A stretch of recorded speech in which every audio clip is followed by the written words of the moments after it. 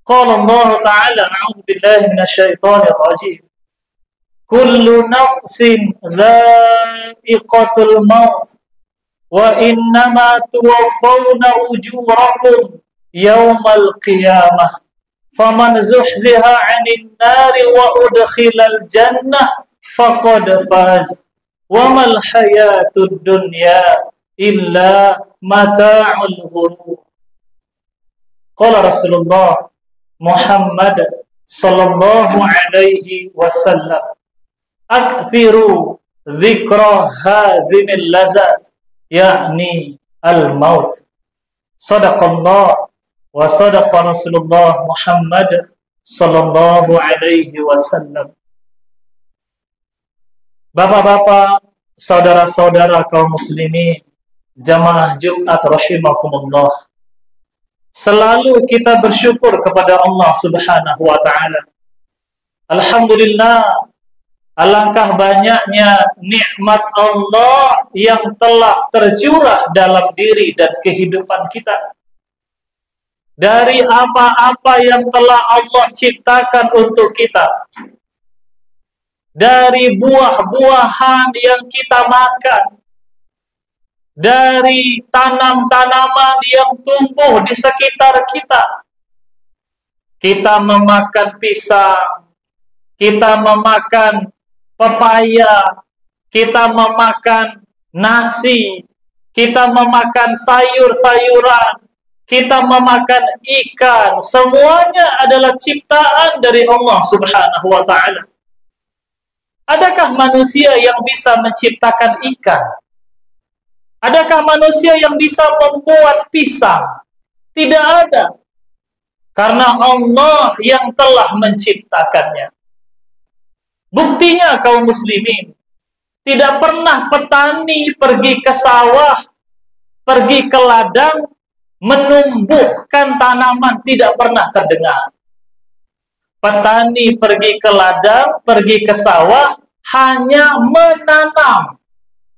Siapa yang menumbuhkan? Bahkan siapa yang menciptakan tanaman itu adalah Allah Subhanahu wa taala.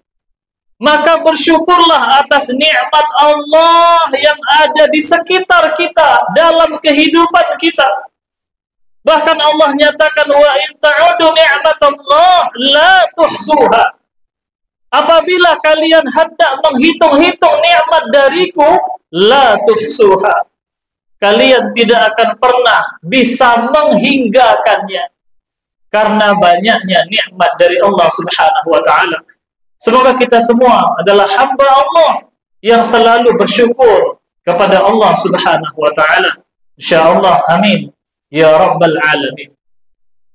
Salawat dan salam kita ucapkan kepada Nabi Muhammad sallallahu alaihi wasallam. Allahumma sholli ala Muhammad wa ala ali Muhammad. Kaum muslimin, jemaah Jumat rahimakumullah. Mengawali khutbah, khatib berwasiat, ittaqullah. Ittaqullah haitsu ma kunta. Bertakwalah kepada Allah dimanapun dan dalam keadaan bagaimanapun kita. Ketika sedang sendirian, bertakwa kepada Allah. Ketika sedang ramai, bertakwa kepada Allah. Ketika sedang sakit, bertakwalah kepada Allah. Ketika sedang banyak uang, dapat banyak penghasilan, bertakwalah kepada Allah Subhanahu wa taala. Dan sebaik-baik bekal menuju kepada alam barzakh adalah bertakwa kepada Allah Subhanahu wa taala. Semoga kita semua senantiasa meluangkan waktu kita, menyiapkan waktu kita untuk meningkatkan ketakwaan kita kepada Allah Subhanahu wa taala. Insyaallah, amin ya rabbal alamin. Jemaah Jumat rahimakumullah. Pada khutbah yang singkat ini, khatib akan menyampaikan wasiat khutbah mengenai awalu lailatin fil qubur. Malam pertama di alam kubur. Bagaimanakah kelak keadaan alam kubur? Kita sebagai muslim meyakini ada kehidupan setelah kematian. Meninggalnya seseorang bukan akhir dari perjalanan hidup kita. Akan tetapi perpindahan dari alam dunia kepada alam barzakh. Alam kubur awalu manazilil akhirah, kata Utsman bin Affan. Alam barzakh adalah awal dari langkah kita menuju alam akhirat. Pertanyaannya kaum muslimin, bagaimanakah kelak keadaan kita pada malam pertama di alam kubur? Malam pertama di alam kubur adalah malam pertama anak-anak kita menjadi yatim. Mereka tidak lagi memiliki ayah. Ini malam pertama kita meninggalkan rumah untuk selama-lamanya. Mungkin kita pernah meninggalkan rumah 3 hari, 7 hari, 40 hari, bisa jadi. Tapi ketika malam pertama di alam barzakh, di alam kubur, ini malam pertama kita meninggalkan rumah untuk selama-lamanya. Malam pertama istri kita menjadi janda. Malam pertama seorang cucu atau cucu-cucu kita kehilangan kakeknya. Malam pertama kita tidur di atas tanah yang basah. Biasanya tidur lalu di rumah pakai kasur, pakai bantal. Tapi tidur di alam kubur, di alam barzakh, tidur di atas tanah yang basah, yang lembab. Siapa yang menemani? Kalau tidur ketika di rumah mungkin bisa ditemani anak, ditemani oleh cucu, oleh keluarga. Maka ketika di alam barzakh, teman kita adalah cacing, adalah ulat. Teman kita adalah binatang-binatang yang akan menggerogoti tubuh kita. Mereka lah yang akan ada di dekat kita ketika itu, cacing tanah. Na'udzubillahi min dzalik. Maka bagaimana keadaan malam pertama di alam barzakh? Adakah menjadi malam pertama kita berada di taman surga? Qala Rasulullah Muhammad sallallahu alaihi wasallam, al-qabru rawdatun min riyadil jannah aw hufratun min hufarin nar.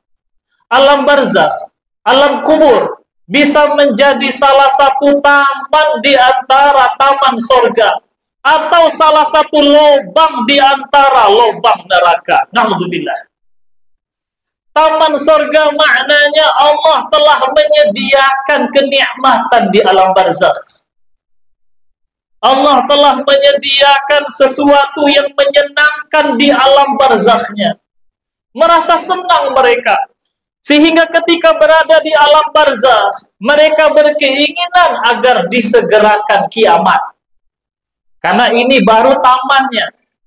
Ibaratnya bapak-bapak, saudara-saudara, kalau kita mau pergi ke istana, di istana itu di depannya ada taman.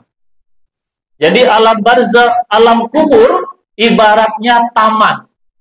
Belum istananya, baru tamannya saja baru. Ketika mendapatkan taman surga, sampai kiamat datang, mendapatkan nikmat di dalam kuburnya. Tapi sebaliknya, au hufratun min hufarin nar, atau menjadi salah satu lubang di antara lubang neraka. Na'udzubillah. Belum neraka yang sesungguhnya, ini baru lubangnya baru. Ibaratnya kalau kita membakar kayu di dalam tungku, tungku itu punya lubang. Kalau tungkunya panas, lubangnya tentu juga panas. Ketika itu masukkan jari kita ke lubang tungku api, panas. Lebih panas lagi tungku yang ada di dalam itu. Tentu api di dalamnya itu jauh lebih panas lagi. Tapi ternyata azab di dalam alam barzakh, di dalam alam kubur, ibarat lubang neraka. Na'udzubillahi min dzalik. Siapa yang akan mendapatkan nikmat kubur? Amal soleh. Tingkatkan terus iman kita. Iman adalah urusan yang paling pertama. Walaupun badan sakit, tubuh kurang kuat, tapi kalau iman kuat, insya Allah kuat kita beribadah. Tapi kalau iman itu yang lemah, yang loyo, yang sakit, walaupun badannya kuat, mungkin malas dia beribadah. Ada orang yang badannya sehat, tubuhnya kuat, mangkik babannya, mangkik karuang, mangkik baban sampai 50 kilo, di pundaknya sanggup dia mengangkat. Jalan pula itu sampai sekian meter. Tapi mengangkat badan untuk sholat subuh berat rasanya. Na'udzubillah.